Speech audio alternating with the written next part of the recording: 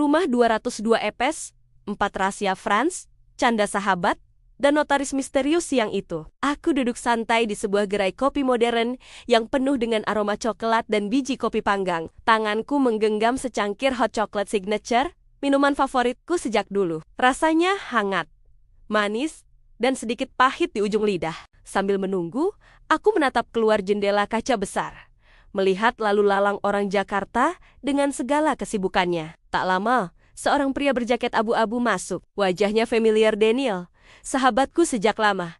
Dia melangkah cepat, menepuk pundakku. "Hai Bray, udah lama," sapanya. "Baru juga 10 menit," jawabku sambil tersenyum. Dia duduk di depanku, melambaikan tangan ke pelayan, lalu memesan minuman. Wajahnya agak lelah, mungkin baru selesai meeting. Aku membuka obrolan pelan-pelan. "Gimana Dan? Ada kabar soal kerjaan buat gue?" Daniel menghela napas panjang. "Sekarang belum bisa, bro. Gue udah coba ngomong sama Rizka, minta dia bujuk bokapnya, tapi lo tahu sendiri, kondisi perusahaan lagi berat. Bahkan kantor gue aja lagi hemat-hematan tenaga kerja. Gue masih aman karena ada Rizka. Kalau enggak, mungkin gue sama kayak lo." Aku mengangguk, mencoba mengerti. "Ya wis lah, nggak apa-apa. Mungkin ada jalan lain buat gue." Daniel menatapku dengan wajah menyesal.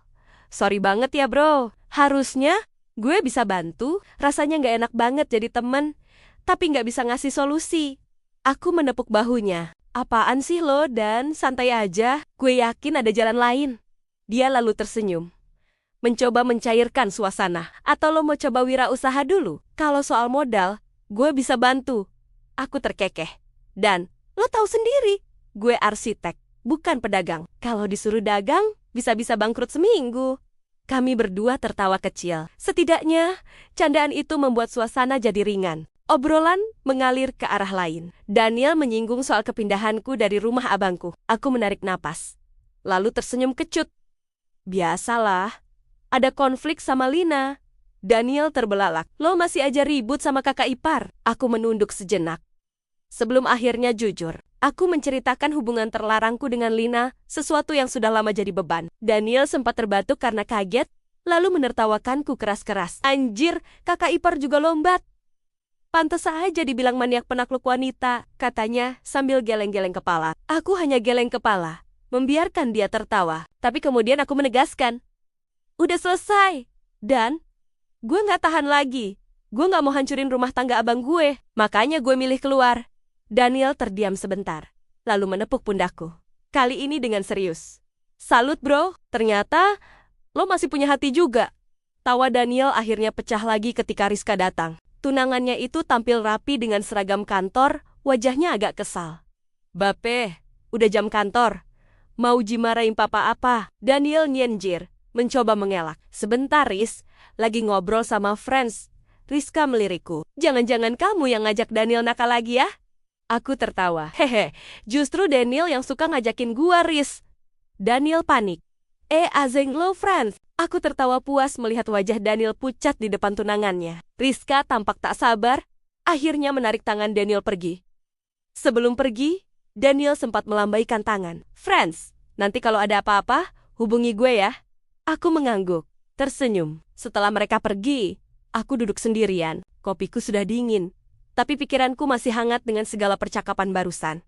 Ada rasa lega, tapi juga kosong. Sore hari, tepat jam 16:15, aku tiba di rumah baruku, rumah ke-202 udara, langsung terasa berbeda. Sejuk, alami, seakan ada tangan tak kasat mata yang menyambutku. Aku menatap fasad rumah dengan kagum. Arsitekturnya klasik, bergaya Eropa Timur, dengan jendela tinggi dan ventilasi besar. Dindingnya kokoh.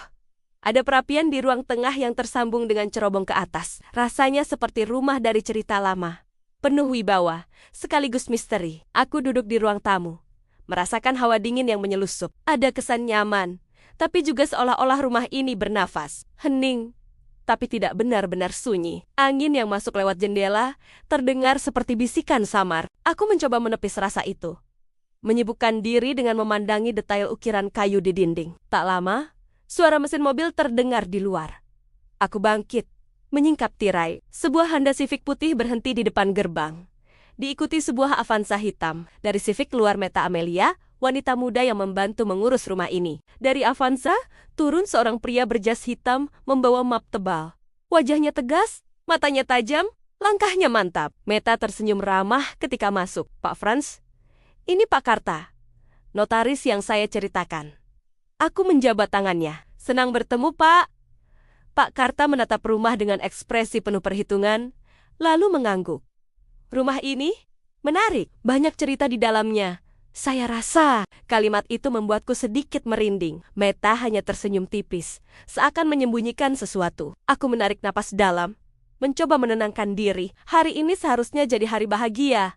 Rumah ini resmi jadi milikku. Tapi entah kenapa, di balik senyum dan formalitas, aku merasa rumah ini sedang menatapku balik. Seperti ada rahasia yang belum terungkap. Dan disitulah aku sadar, langkahku baru saja dimulai.